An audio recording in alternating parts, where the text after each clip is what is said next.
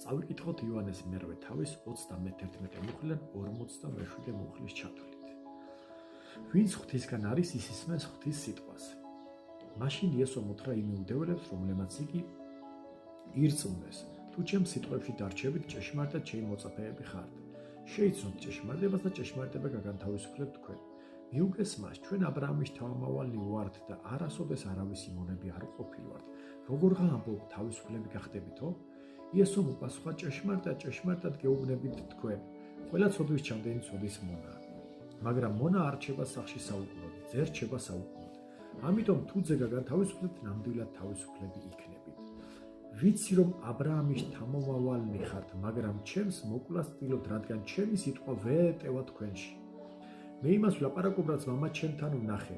თქვენ კი აკეთებთ იმას, რაც მამა თქვენთან მოისმინეთ. მიუგეს და უთხრეს მას: ჩვენი მამა აბრაამია. იესომ უთხრა: თქვენ რომ აბრაამის შთამომავლები იყოთ, აბრაამის საქმეებს გააკეთებდით. ახლა კი ჩემს მოკვლას ვცდილობთ, კაცისას, რომელმაც გითხრათ ჭეშმარიტება, რაც ღვთისგან მოვისმინე. აბრაამს ასეთი რამ არ გაუკეთებია.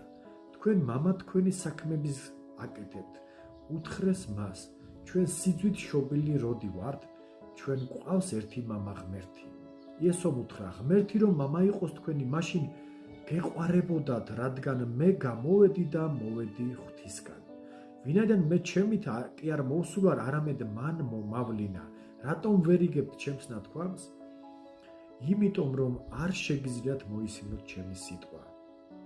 თქვენი მამა არის ეშმაკი და მამა თქვენის გულის თქმის შესრულება გწადიათ.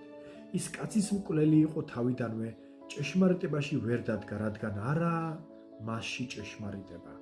როცა სიცრუეს ამბობს, თავისას ამბობს, რადგან ცრუა იგი და სიცრუის მამა. ხოლო რა კი მე ჭეშმარიტებას ვლაპარაკობ, არ გწამთ ჩემი, რომელიც თქვენგან მამხილებს ცოდვის გამო და თუ ჭეშმარიტებას ვამბობ, რატომ არ გწამთ ჩემი, ვინც ღვთისგანაა, ღვთის სიტყვებს ისმენს. თქვენ იმიტომ არ ისმენთ, რომ ღვთისგან არ ხართ. აი ეს არის ღვთის სიტყვა, რომელიც უნდა მოისმინოს ადამიანმა და ამაში არის ჭეშმარიტება. იესოს სახელით.